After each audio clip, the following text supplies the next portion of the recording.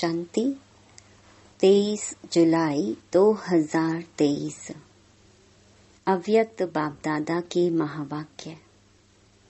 Original date 16 मार्च 1995। सर्व प्राप्ति संपन्न आत्मा की निशानी संतुष्टता और प्रसन्नता। आज सर्व प्राप्तियां कराने वाले बाप दादा अपने चारों ओर के प्राप्ति संपन्न बच्चों को देख रहे हैं।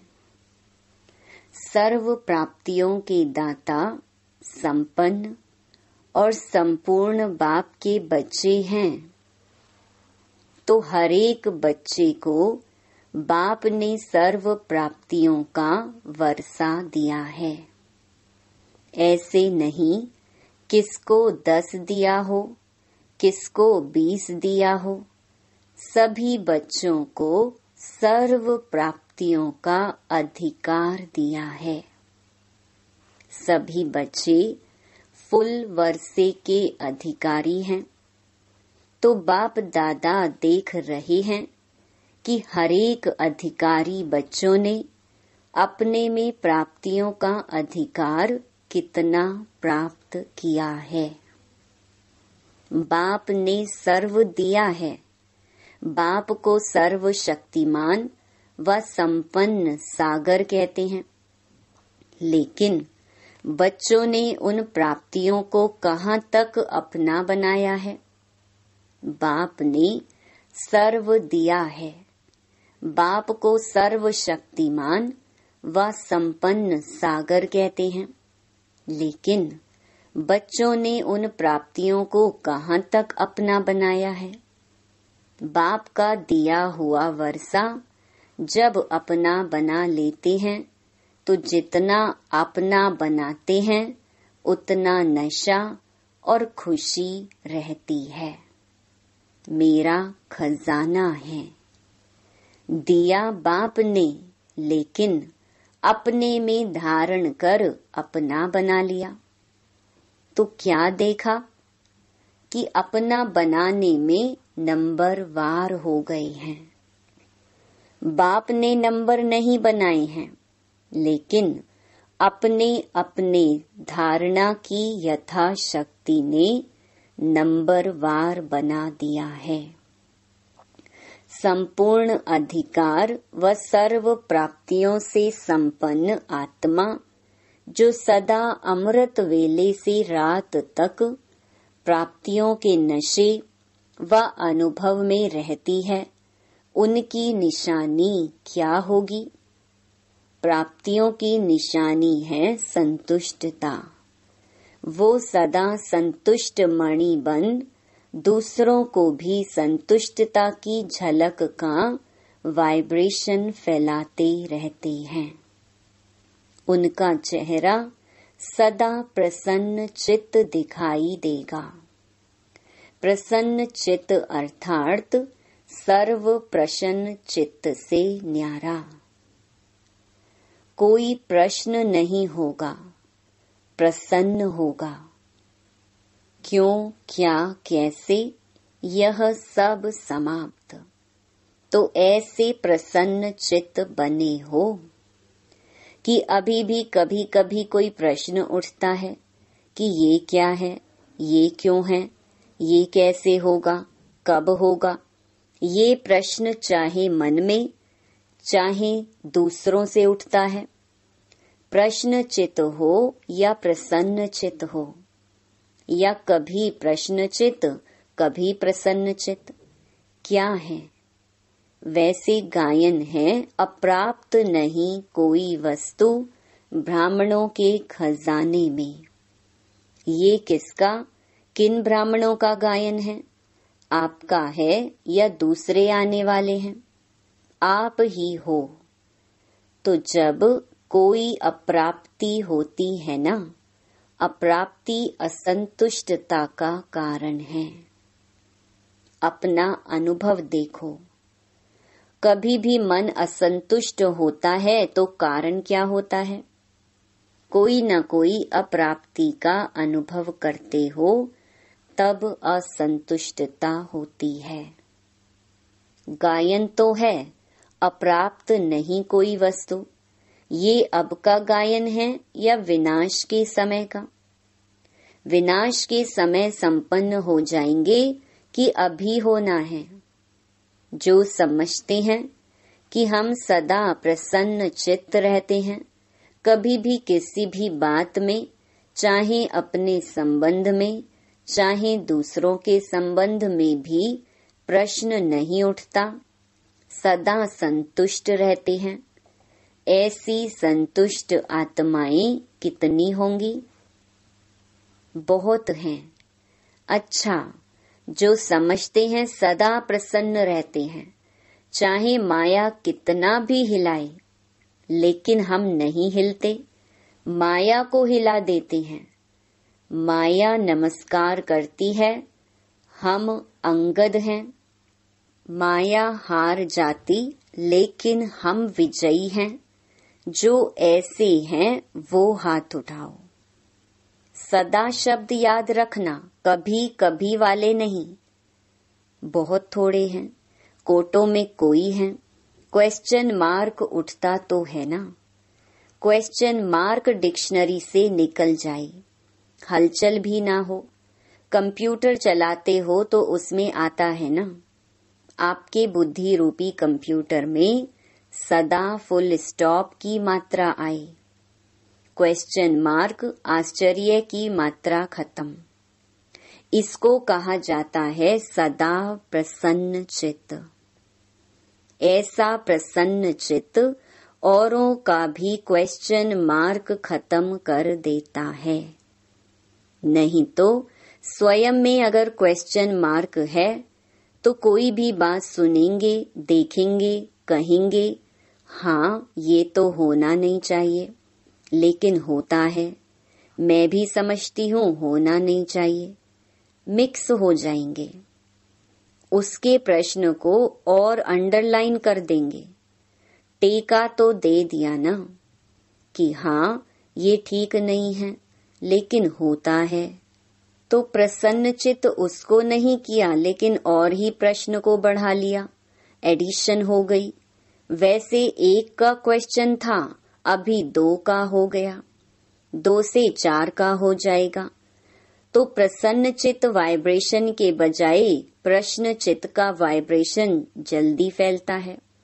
हाँ ऐसा है, साथ दे दिया, आश्चर्य की मात्रा आ गई ना? हाँ, तो फुल स्टॉप तो नहीं हुआ ना?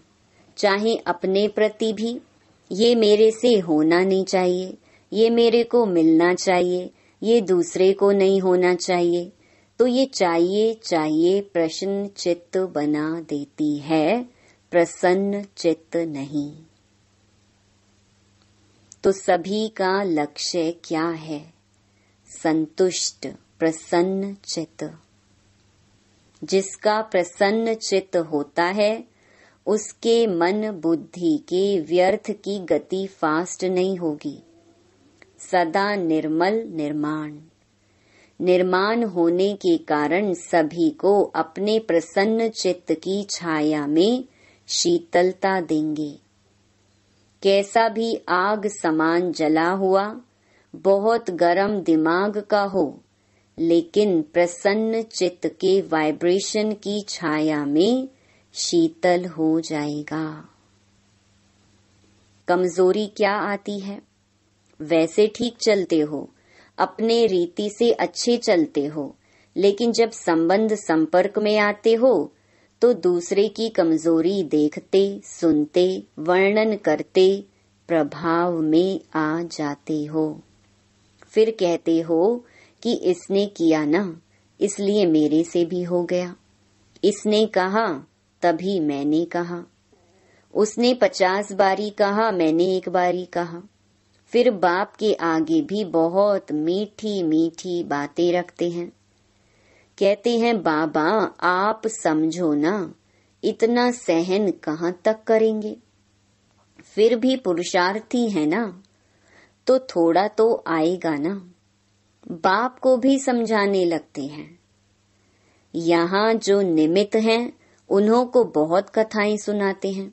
ऐसा था ना, ऐसा था ना, ऐसा था ना, ऐसे ऐसे की माला जपते हैं। बाप दादा सदा ही इशारा देते हैं कि ऐसी बातें 2 अक्षर में वर्णन करो, लंबा वर्णन नहीं करो, क्योंकि ये व्यर्थ बातें बहुत चटपटी होती हैं, मजेदार लगती हैं। जैसे खाने में भी खट्टी मीठी चीज हो तो अच्छी लगेगी ना, और फीकी सादी हो तो कहेंगे ये तो खाते ही रहते हैं। तो व्यर्थ बातें, व्यर्थ चिंतन सुनना, बोलना और करना, इसमें चलते चलते इंटरेस्ट बढ़ जाता है। फिर सोचते हैं मैं तो नहीं चाहती थी, लेकिन उसने सुनाया ना, तो मैंने कहा कि अच्छा उसका सुन ले, दिल खाली कर दे। उसकी तो दिल खाली हुई और आपने दिल भर ली। वो थोड़ा थोड़ा दिल में भरते भरते फिर संस्कार बन जाता है, और जब संस्कार बन जाता है तो महसूस ही नहीं होता कि ये रॉन्ग है। ये व्यर्थ संस्कार बुद्धि के निर्णय को खत्म कर देता है। इसलिए सबसे सहज सदा संतुष्ट रहने की विधि है, सदा अपने सामने कोई न कोई विशेष प्राप्ति को रखो, क्योंकि प्राप्ति भूलती नहीं है। ज्ञान की पॉइंट्स भूल सकती हैं, लेकिन कोई भी प्राप्ति भूलती नहीं है। बाप से क्या क्या मिला, कितना मिला है, वैरायटी पसंद आती है ना, एक जैसा पसंद नहीं होता। तो आप अपने प्राप्तियों को देखो। ज्ञान के खजाने की प्राप्ति कितनी है, योग से शक्तियों की प्राप्ति कितनी है, दिव्य गुणों की प्राप्तियां कितनी हैं, प्रैक्टिकल नशे में खुशी में रहने की प्राप्तियां कितनी हैं, बहुत लिस्ट है ना। पहले भी सुनाया था कि कभी कोई गुण की प्राप्ति को सामने रखते हुए संतुष्ट रहो, क्योंकि एक गुण भी अपनाया तो जैसे विकारों का आपस में बहुत गहरा संबंध है। अगर बाहर के रूप में इमर्ज रीति से क्रोध है, लेकिन आंतरिक चेक करो तो क्रोध के साथ लोभ, अहंकार होता ही है। ये सब आपस में साथी हैं, कोई इमर्ज रूप में होते हैं, कोई मर्ज रूप में होते हैं। तो गुण भी जो हैं उन्हों का भी आपस में संबंध है। इमर्ज एक गुण को रखो, लेकिन दूसरे गुण भी उनके साथ ही मर्ज रूप में होते हैं। तो रोज कोई न कोई प्राप्ति स्वरूप का अनुभव अवश्य करो। अगर प्राप्ति इमर्ज रूप में होगी तो प्राप्ति के आगे अप्राप्ति खत्म हो जाएगी और सदा संतुष्ट रहेंगे। वैसे भी देखो, दुनिया में भी मुख्य प्राप्ति सभी क्या चाहते हैं?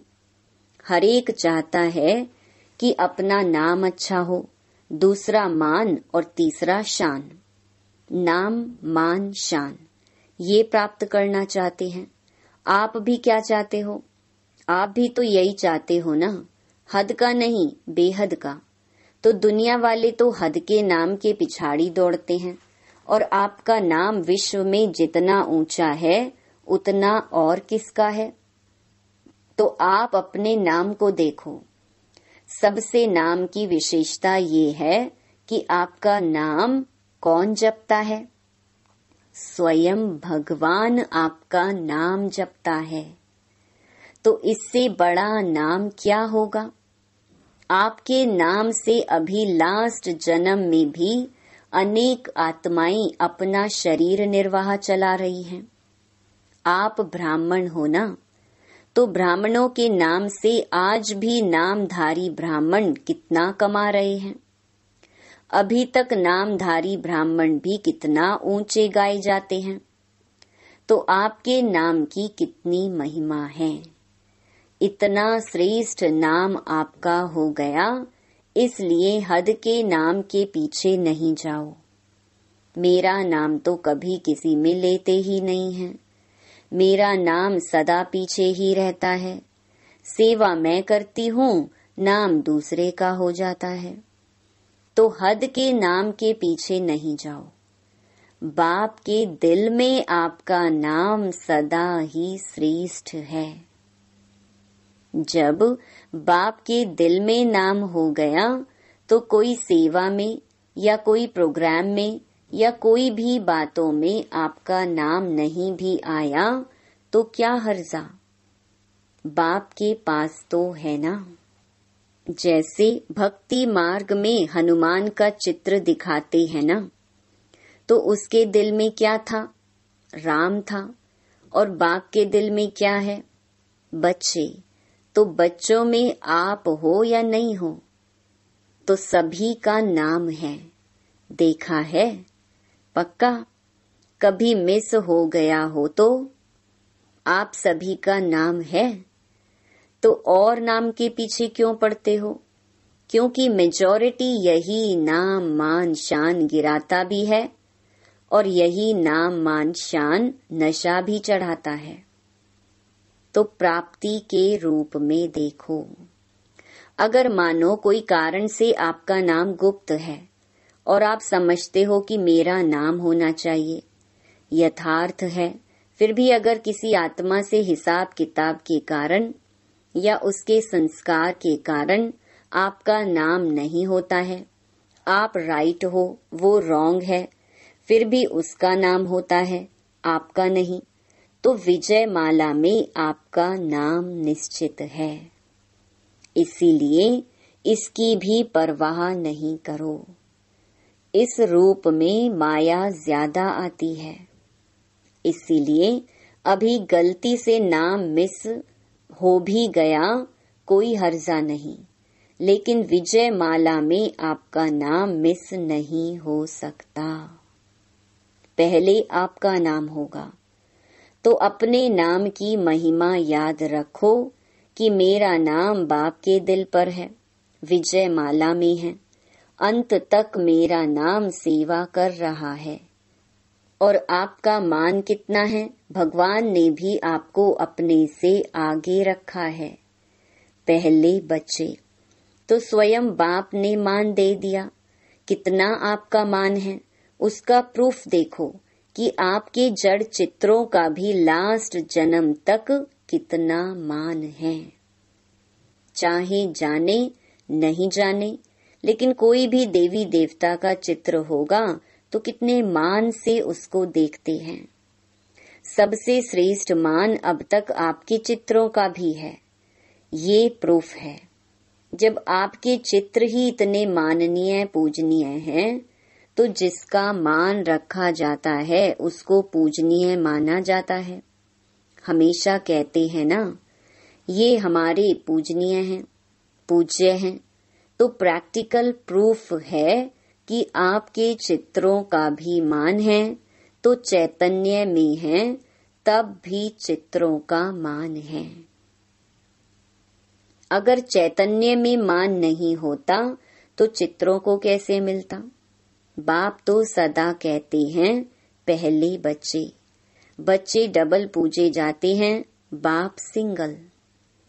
तो आपका मान बाप से ज्यादा हुआ ना, इतना श्रेष्ठ मान मिल गया। तो जब भी कोई हद के मान की बात आए तो सोचना कि आत्माओं का मान क्या करेगा जब परमात्मा का मान मिल गया। ऐसे नहीं सोचो कि हम इतना कुछ करते हैं फिर भी मान नहीं देते, पूछते ही नहीं हैं। ये सोचना व्यर्थ है, क्योंकि जितना आप हद के मान के पीछे दौड़ लगाएंगे ना, तो ये हद की कोई भी चीज परछाई के समान है। परछाई के पीछे पड़ने से कभी परछाई मिलती है कि और आगे बढ़ती जाती है। तो ये हद का मान, हद का नाम, ये परछाई है। ये माया के धूप में दिखाई देती है, लेकिन है कुछ भी नहीं। तो नाम भी आपको मिल गया, मान भी आपको मिला हुआ है, और शान कितना है?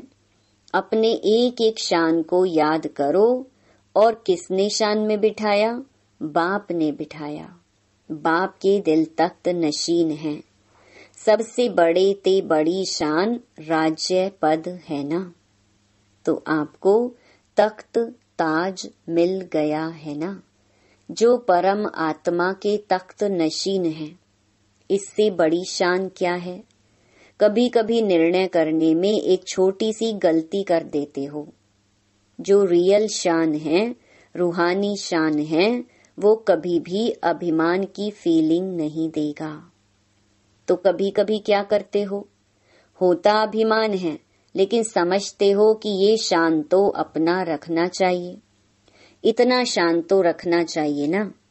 शान में रहना अच्छा होता है, लेकिन शान है या अभिमान है, उसको अच्छी तरह से चेक करो। कभी कभी अभिमान को शान समझ लेते हैं और फिर निर्माण नहीं होते हैं। आप अपनी शान को रियल समझते हो, लेकिन दूसरे समझते हैं कि ये अभिमान है, तो थोड़ा भी कुछ कह देंगे तो आपको अपमान लगेगा। अभिमान वाले को अपमान बहुत जल्दी फील होगा। थोड़ा भी किसने हंसी में भी कुछ कह दिया तो अपमान लगेगा। ये अभिमान की निशानी है।